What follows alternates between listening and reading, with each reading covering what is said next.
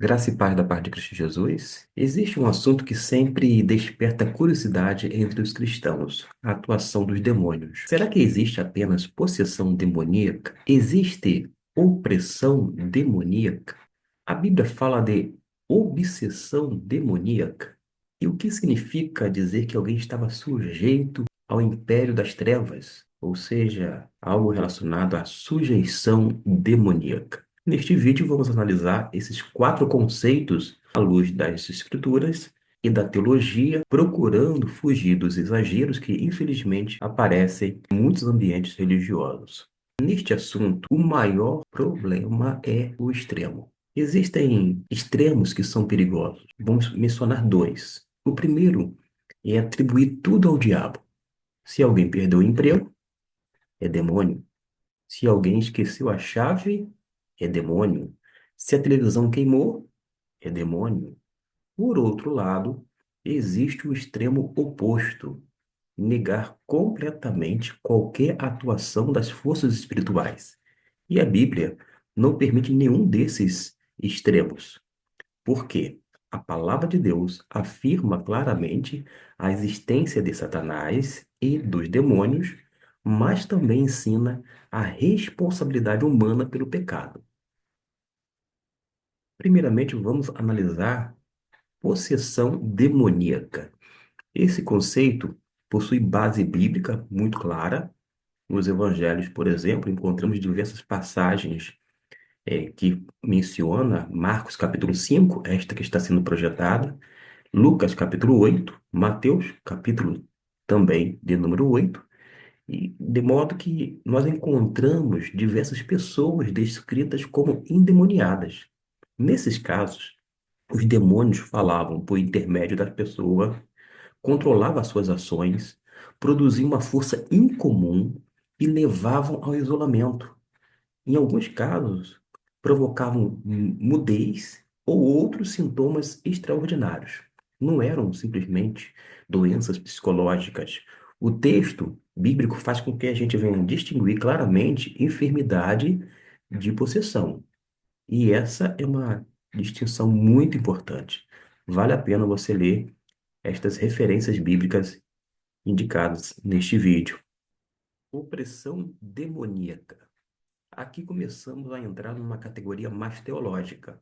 O termo opressão demoníaca não aparece como expressão técnica na Bíblia. Entretanto, alguns textos sugerem intensa ação maligna sobre determinadas pessoas. Um exemplo interessante é Atos dos Apóstolos, capítulo 10, versículo 38, que nos diz: curando todos os oprimidos do diabo.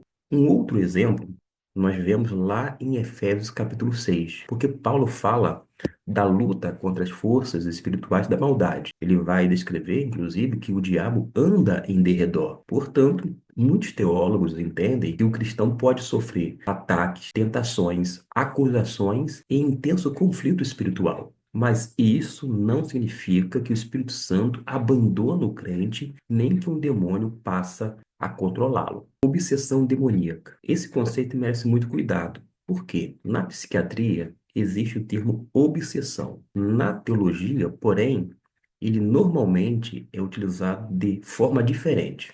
Alguns autores usam obsessão demoníaca para descrever uma influência persistente sobre os pensamentos. Outros vão utilizar a expressão para falar de pessoas que enxergam o demônio em tudo.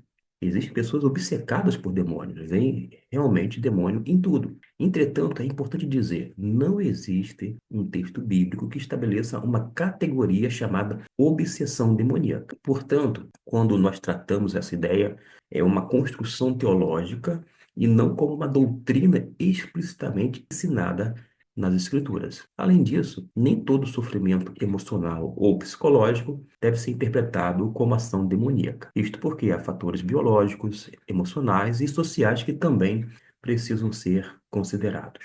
Sujeição demoníaca. Essa possui forte fundamento bíblico. Por quê? Antes da conversão, toda a humanidade encontrava-se debaixo do domínio do pecado.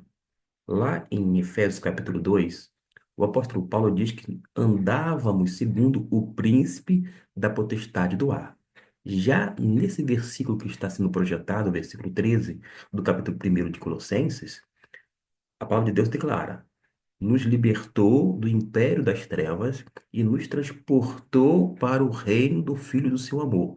Essa, sem dúvida alguma, é uma libertação espiritual. Não significa necessariamente que toda pessoa estivesse possessa. Significa que todos estavam sob, isto é, debaixo do domínio do pecado e do reino das trevas. Agora precisamos fazer uma consideração final. Por quê? Nós precisamos evitar, meus irmãos, interpretações simplistas. Nem toda questão espiritual é possessão, nem toda enfermidade é demônio, nem toda tentação significa opressão extraordinária.